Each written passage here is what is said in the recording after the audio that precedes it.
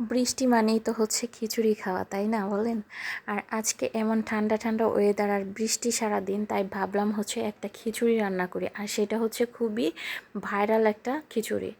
বেশ কিছুদিন ধরে এই খিচুড়িটা খুবই ফেমাস বাংলাদেশে এবং খুবই ভাইরাল। এটা হচ্ছে পাকিস্তানের একটা খিচুড়ি। এটাকে অনেকে অনেক নামে বলে, আমি জানি না এটার অরিজিনাল নাম কি। শুনছি এটার নাম হচ্ছে মোটা চাল খিচুড়ি, আর নয়তো হচ্ছে কি বিফ মোটা চাল সাদ্দা খিচুড়ি।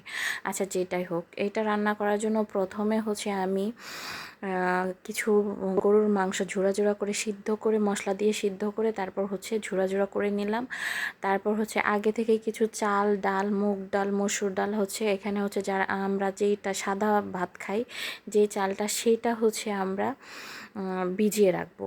আর এখানে হচ্ছে ইয়ে করলাম, তেলের মধ্যে যা যা মশলা লাগে, মরিচ, হলুদ, ধনিয়ার গুঁড়া সব, আদা বাটা, রসুন বাটা দিয়ে হচ্ছে ভালো করে কষিয়ে নিব। কষানোর পরে হচ্ছে যে আমরা আগে থেকেই যে গরুর মাংসটা ঝুরা ঝুরা করে রাখছিলাম, আমি অল্প সাথে হচ্ছে কিছু তেল নিয়ে নিছি। তেল নিলে হচ্ছে একটু খেতে কামড়ে কামড়ে তেল পড়লে ভাল লাগবে। আর এখানে হচ্ছে সব কিছু একসাথে দিয়ে একটু পানি দিয়ে দিব। পানিটা দিব হচ্ছে আমরা যে গরুর মাংস সিদ্ধ করছিলাম, সেই সিদ্ধর মধ্যে হচ্ছে একটু পেঁয়াজ বাটা দিচ্ছি, একটু হচ্ছে মরিচের গুঁড়া দিচ্ছি, লবণ, হলুদের গুঁড়া, আবার হচ্ছে আদা বাটা। তো সেইটা দিয়ে যে মাংসটা আগে কষায় নিছি, সেই পানিটা রেখে দিছি, সেই পানিটা আমরা এখানে ইউজ করতে হবে। তো এইখানে হচ্ছে ওই পানিটা দিয়ে হচ্ছে এই মাংসটা আরও ভালো করে কষিয়ে নিব। যদিও মাংসটা হচ্ছে অনেকটাই কুক, নয়তো হচ্ছে তো এরকম মাংস ছুটে ছুটে যেত না, তাই না?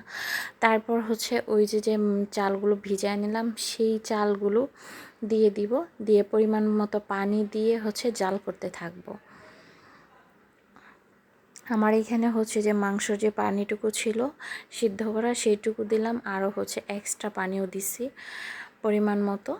দিয়ে হচ্ছে এটা হবে অন কাইন্ড অফ লেটকা খিচুড়ি টাইপ। কিন্তু এই খিচুড়িতে একটা বিশেষত্ব হচ্ছে যে এটাতে পাকিস্তানের যে রেসিপিটা দেখছি সেটাতে হচ্ছে মোটা চাল ব্যবহার করতে হয়।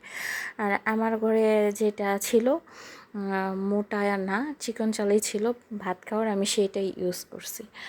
তারপর এটা এটা যখন হচ্ছে মোটামুটি সিদ্ধ হয়ে আসবে, তখন হচ্ছে আমি একটা ডাল ঘুটনা দিয়ে হচ্ছে ঘুটায় নিব, মানে যাতে সকল ভাতগুলো হচ্ছে একদম ভেঙে যায় আর কি। তারপর এই গোটা দেওয়ার পর আরও বেশ কিছুক্ষণ হচ্ছে আমি রান্না করে নেব। কিন্তু আমরা যারা অন্য খিচুড়ি রান্না করি, খিচুড়িতে হচ্ছে ধনিয়া পাতা ব্যবহার করি, এই খিচুড়িতে হচ্ছে ধনিয়া পাতা দেওয়া যাবে না। আর এভরিথিং মাংসের মশলা যা দেন তাই দিতে হবে, আর বিশেষ করে বেশি করে হচ্ছে ঘি ব্যবহার করতে হবে, এবং এটা পরবর্তীতে ঘি দিয়ে বাগার করতে হয়। এই যে আমার খিচুড়ি অলমোস্ট রান্না হয়ে গেছে। এখন হচ্ছে আমি পেঁয়াজ বেরেস্তা করে রাখছিলাম, সেই পেঁয়াজ বেরেস্তাগুলো দিয়ে দিব, আর হচ্ছে দিয়ে দিব কিছু কাঁচামরিচ। কারণ হচ্ছে কাঁচামরিচ তো হচ্ছে পরবর্তীতে দিলে আলাদা একটা ফ্লেভার লাগে, গ্রানটা খুবই ভালো লাগে। তো এই যে আমার দেওয়া শেষ। ও আর সাথে হচ্ছে চিলি ফ্লেক্স দিতে পারেন, যে মরিচটা হালকা একটু টেনে নিয়ে সেই মরিচটা একটু ভেঙে গুঁড়া করে, আর হচ্ছে কিছু ও গরম মশলা দিতে হবে। গরম মশলা দেওয়ার পর হচ্ছে এই যে আমি এখানে হচ্ছে ঘি নিয়ে নিলাম, ঘিটা একটু গরম করে তারপর এই যে যা দিলাম আমরা পেঁয়াজ বেরেস্তা, গরম মশলা, এই সব কিছুর উপরে ঢেলে দিতে হবে।